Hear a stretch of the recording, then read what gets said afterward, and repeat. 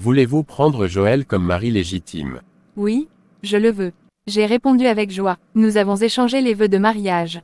Alors je vous déclare mari et femme, vous pouvez maintenant embrasser votre épouse.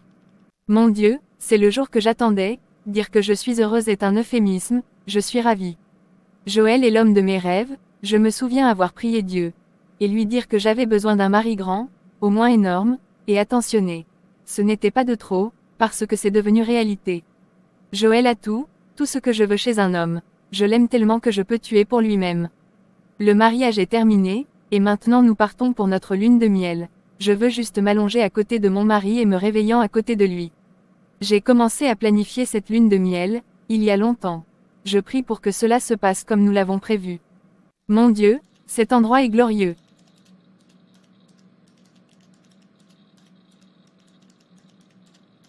Dis-je en plantant un baiser sur les lèvres de Joël. Allons-y bébé. Il m'a tenu la main et nous sommes entrés à l'intérieur. Mon Dieu, c'est le paradis sur terre. L'intérieur est encore plus beau que l'extérieur, les lumières, les lustres, la table centrale était waouh. Tout était parfait. Content que tu l'aimes, je t'emmènerai faire une promenade demain. Nous sommes entrés dans la chambre. Je suis sans voix, je n'arrêtais pas de toucher à tout, puis je tombe sur le lit. Waouh, je ne veux plus rentrer à la maison. Je suis très fatiguée, j'ai besoin de prendre mon bain. Joël vient de sortir de la salle de bain avec sa serviette sur la hanche, cet homme est sacrément beau tous les jours, sa beauté empire. Et quand tu finiras de me mater, tu y vas. Dit-il en pointant du doigt dans la salle de bain. J'ai ri et suis entrée dans la salle de bain. Après avoir fini de nous baigner, nous avons déjeuné, le déjeuner que nous l'avons acheté en venant. Car, je n'étais pas sûre de pouvoir cuisiner. Nous avons fini de manger et j'ai nettoyé la salle à manger et fait la vaisselle. Nous avons fait l'amour pendant 4 rounds cette nuit-là, j'ai continué à sourire jusqu'à ce que le sommeil commence à m'appeler. Je suis allée faire ma toilette, quand je suis sortie, j'ai remarqué que Joël n'était pas là. Je suis retournée au lit, mais je n'arrivais pas à dormir alors j'ai décidé de le chercher. J'ai vérifié les 3 pièces, il n'était pas là, les toilettes, la cuisine, le salon, je ne l'ai toujours pas trouvé. J'ai abandonné les recherches et je me suis dirigée vers la chambre. Mais j'ai commencé à entendre des voix comme s'ils se disputaient avec quelqu'un, et ils se criaient dessus, puis j'ai entendu des pas qui semblaient aller vers la sortie. J'ai rapidement couru vers la chambre et je me suis allongée, puis la porte s'est ouverte. Il est déjà de retour, il s'est allongé aussi. Mais je me suis tournée vers lui. Bébé, où étais-tu? J'étais dans la cuisine. J'étais assoiffé, alors j'ai décidé de prendre un verre d'eau. Mais je suis allée à la cuisine et je ne t'ai pas trouvé. Vraiment? Peut-être que tu n'as pas bien vérifié. Ok, j'ai dit en le regardant avec méfiance. Je me suis retournée et je lui ai donné mon dos. Quelque chose ne va pas, j'ai soupiré. Je n'arrivais pas à dormir la nuit, je me demandais pourquoi Joël m'avait menti. À qui parlait-il dans cette pièce? Je pensais que nous étions les seuls ici, je regardais dans le vide en pensant. Et bébé tu es debout. Ouais, je suis debout. J'ai dit en faisant semblant de sourire. Je t'ai apporté le petit déjeuner au lit. Waouh merci. Maintenant Joël me fera-t-il un jour du mal? Et si je lui demande, me dira-t-il la vérité? Et bébé, tu vas bien? Ouais, ça va. Tu es sûr? Ouais, Ok, mangeons. dit-il en souriant. Waouh, la nourriture sent bon. Je te l'ai dit, je suis celui qui cuisine le mieux entre nous. Ok je suis d'accord. Jusqu'à ce que tu goûtes ma nourriture, tu ne mangeras plus jamais dehors. Nous avons fini le petit déjeuner, nous avons pris notre bain ensemble et j'étais allongée sur mon lit en train de dormir, quand j'ai entendu la porte faire du bruit. Je me suis précipitée hors du lit et j'ai regardé par la fenêtre. C'était Joël qui sortait. J'ai décidé de me promener dans la maison, mais ce n'est pas comme ça que j'ai planifié ma lune de miel. J'ai continué à parcourir de pièce en pièce, en touchant tout ce que mes yeux voyaient. Puis je suis arrivée dans la cuisine, la même pièce dans laquelle Joël est entré hier soir. J'ai commencé à regarder partout jusqu'à ce que je remarque qu'il y a une porte tout juste derrière le frigo. Je l'ai poussé pour l'ouvrir, il faisait noir à l'intérieur puis j'ai allumé la lumière. Jésus, j'ai crié, une photo des membres de ma famille partout dans la pièce, avec des vêtements rouges et une statue. J'ai couru vers la porte et je l'ai ouverte, quand quelque chose a commencé à sonner. C'est mon téléphone. J'ai dû le laisser quelque part dans la pièce. J'ai fermé la porte et j'ai commencé à chercher le téléphone. J'ai cherché et cherché, je ne l'ai pas trouvé, je transpirais déjà abondamment. Le portail s'est ouvert et la voiture de Joël est rentrée, mon Dieu, où est ce téléphone? Le téléphone a arrêté de sonner et j'étais sur le point de partir, il a recommencé, puis j'ai vu quelque chose comme une faible lumière, c'est tout. J'ai entendu les pas de Joël, il était presque là.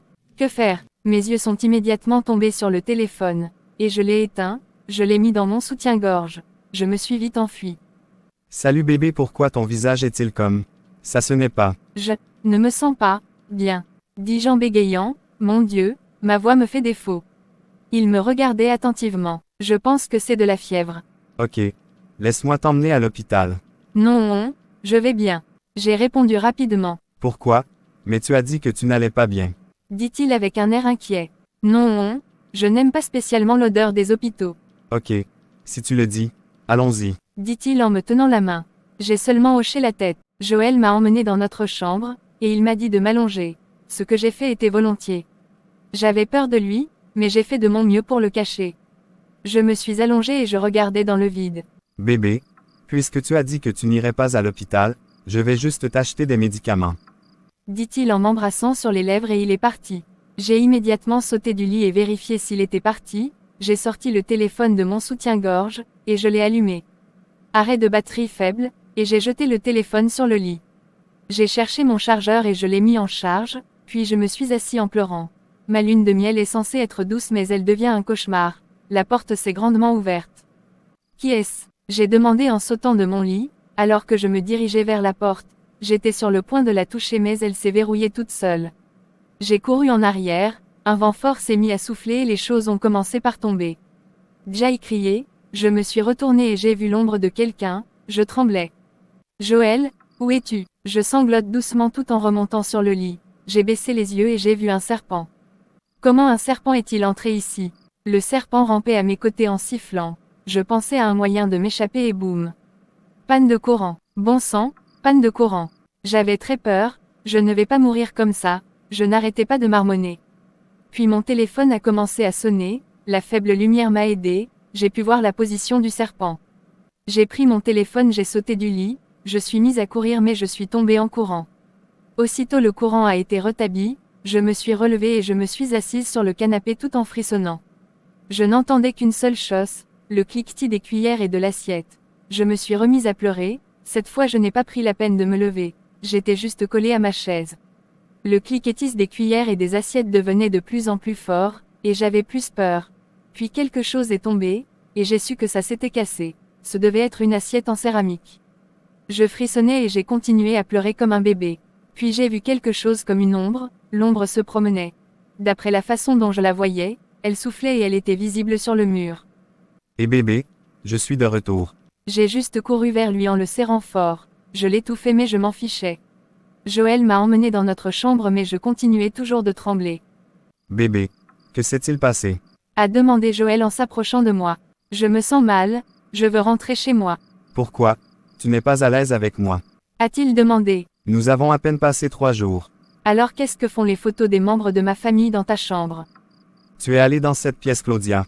Oui, je l'ai fait, après que je t'ai entendu parler avec quelqu'un ce soir-là et que tu as menti, que tu venais de la cuisine. Ah, Il a éclaté de rire me laissant sans voix. tu sais Claudia, tu es tellement belle mais aussi très bête. Mais ne t'inquiète pas, vous allez payer. J'ai crié. Tais-toi vite, salope. Joël, s'il te plaît, quoi que ma famille t'ait fait, nous sommes désolés. Il est trop tard, princesse. Dit-il en me caressant la tête. Ensuite il a pris une corde et m'a attaché au lit. Tu restes ici jusqu'à ce que je décide quoi faire de toi. Et pour l'instant considère ta famille comme morte. J'ai commencé à pleurer de façon incontrôlable. Papa, maman bonsoir. Comment vas-tu, ma chérie? Je vais bien maman. Elle répondit en se dirigeant vers le réfrigérateur en se versant une boisson. Maman, as-tu des nouvelles de Claudia? Non, elle profite de sa lune de miel. Maman, papa, je vais faire une sieste, à plus tard. Ok ma fille. Chérie, tu n'as pas l'air d'être heureuse. Je vais bien. Madame Laura s'est levée et s'est dirigée vers son mari. Je suis ta femme, tu n'as rien à me cacher, alors dis-moi ce qui ne va pas. Je suis juste inquiet pour Claudia. Mon instinct me dit que quelque chose ne va pas où qu'elle soit. Je pense que c'est parce que tu n'as jamais aimé ce type Joël. Répondit Madame Laura en essayant de calmer son mari. D'ailleurs si quelque chose se passait, elle nous aurait déjà appelés. C'est vrai, mais je prie pour que mon instinct, homme, J'ai lutté avec la corde, j'ai cherché des objets pointus autour de moi, puis j'ai vu quelque chose, un briquet, mais c'était à l'extrême. Merde, je me suis allongée et j'ai étiré mes jambes à l'extrême. J'ai utilisé ma jambe pour rapprocher le briquet, puis je le jette et je l'attrape avec ma bouche. Je l'allume et mets la corde, mon esprit battait plus vite. Je l'ai fait 6 fois puis la corde a fondu. J'ai pris mon téléphone, j'ai rapidement composé le numéro de Cynthia. Bonjour Cynthia, dis à tout le monde de quitter la maison et d'aller loin n'importe où. Tante Claudia, qu'est-ce qu'il y a? Fais-le, je te le dirai quand je serai de retour. Au revoir.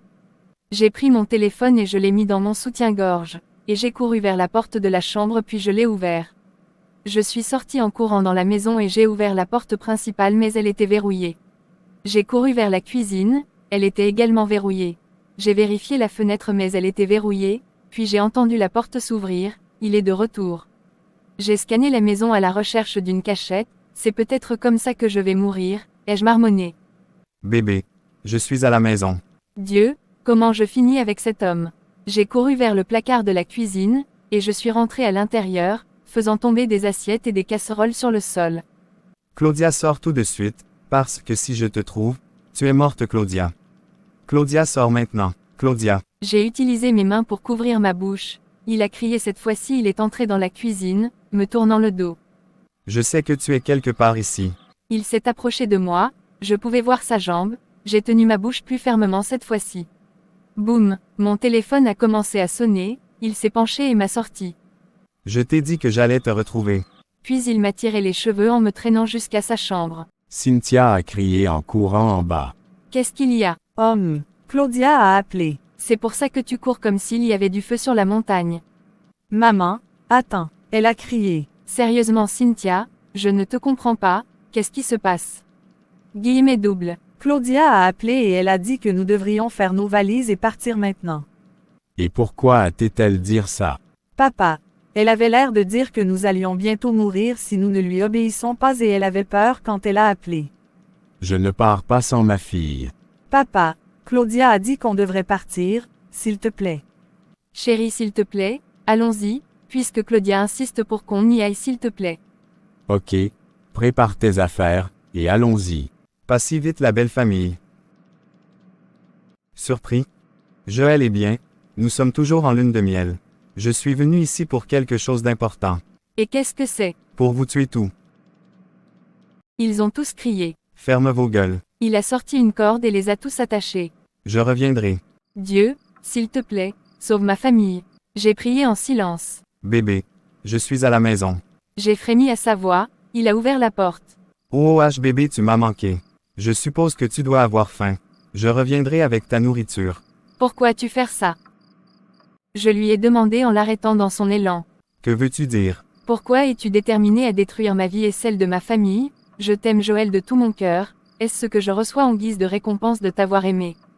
Tu es tellement stupide Claudia, je ne t'ai jamais aimé, je t'ai seulement utilisé comme un pad pour obtenir ce que je veux de ta famille et les rembourser avec leurs propres pièces.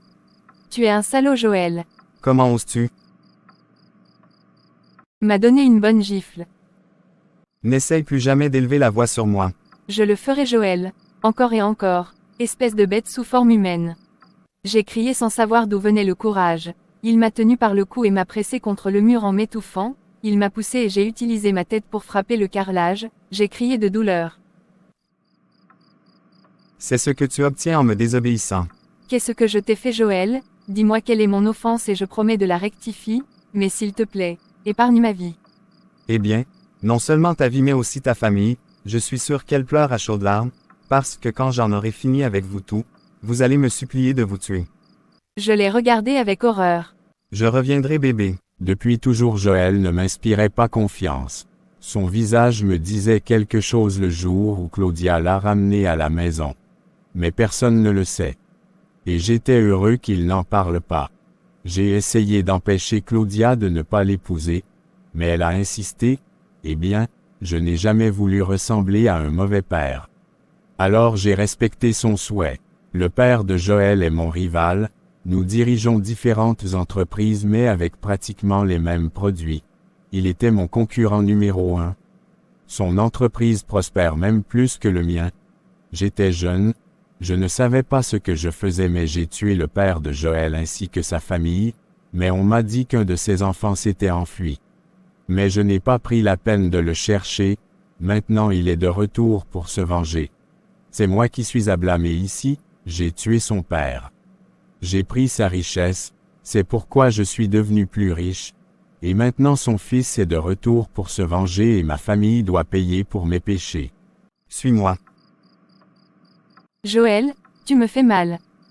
Ferme ta bouche et fais ce que je te demande. Il a poussé Claudia dans sa voiture et il est parti comme un fou. Où tu m'amènes? Tais-toi et laisse-moi me concentrer. Elle a avalé sa salive. Descends. Joël a crié en ouvrant la porte et en la poussant.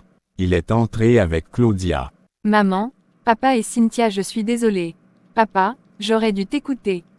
Bonne retrouvaille en famille, vous devrez terminer les retrouvailles en enfer. Claudia frémit à ces paroles. Joël, s'il te plaît, je t'en supplie au nom de Dieu, quelle est notre offense? Toi. Tu as tué la seule famille que j'avais. Quoi? Ils ont tous crié. Monsieur Ben a baissé la tête de honte.